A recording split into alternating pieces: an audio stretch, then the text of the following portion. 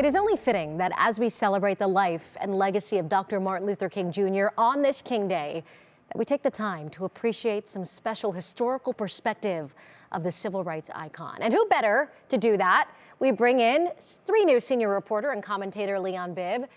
We love having you on the 4 o'clock show. I love being on the 4 o'clock show. And you know, you had a big part in our special, which airs tonight, but you also had the great fortune of taking a picture of Dr. King, which is major. I mean, what was that like? Take us back there. It ended up being a published photograph of Dr. King. It was in 1965, and I was home from Bowling Green State University. I was still in college. I was a college student, and I was interning as a reporter for the Cleveland Call and Post newspaper. My assignment was to go and take a picture of Dr. King as he spoke at East 40th Street and Community College. That's the photograph right there. Wow. You see my name, my credit at the bottom, photographed by Leon Bibb. I put that on there because it was my photograph, and that made the newspaper that day. It was the one time I was with Dr. King, within as close to him as I am to you right now. I have a follow-up, because you're a college student, right? You're taking this photo. Right.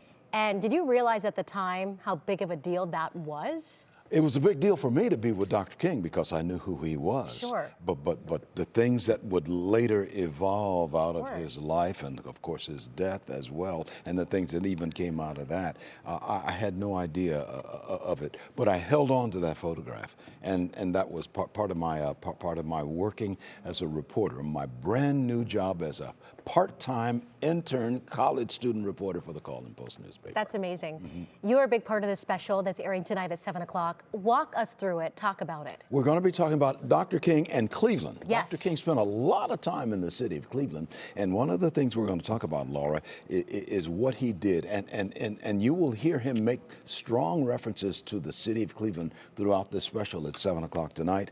And part of that special is I've got a story in it about the new Martin Luther King branch of the Cleveland Public Library going up right now at University Circle, Cleveland, and it will replace the one that is currently there, but this is a brand new one, and we are taking you on a tour through this building as it is under construction. And here's the kicker to this, one of the things. Not only is it a gathering place, a library, but a gathering place for people, but as well, there are 9 stories, 9 floors of apartments above the library. That is same very building. cool. A lot of glass enclosed it right there at University Circle, right there at Euclid Avenue and 107th Street. Those are going to be hot apartments.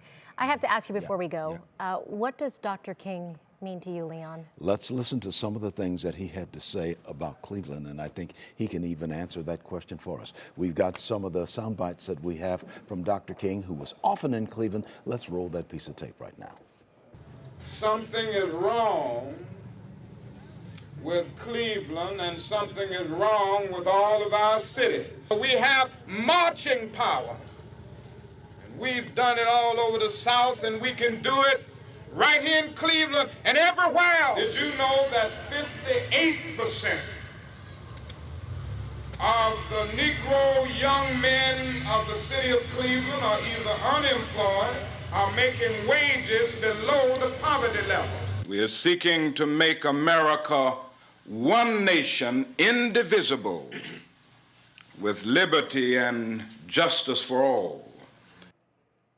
And I will tell you, Laura Queso, when Dr. King was in Cleveland, he was also in Cleveland in 1967 when Carl Stokes was elected first black person to be mayor of a major American city. Dr. King was in Cleveland that particular night. He was in Cleveland during the campaign. And I will tell you personally, I would not be sitting in this seat doing what I have done for the last 4 decades had it not been for Martin Luther King and those who followed him in the civil rights movement.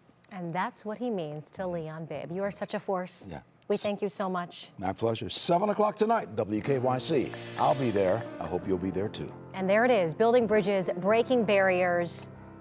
We hope that you join us tonight. It is just a beautiful, powerful special. And again, it's at 7 o'clock tonight.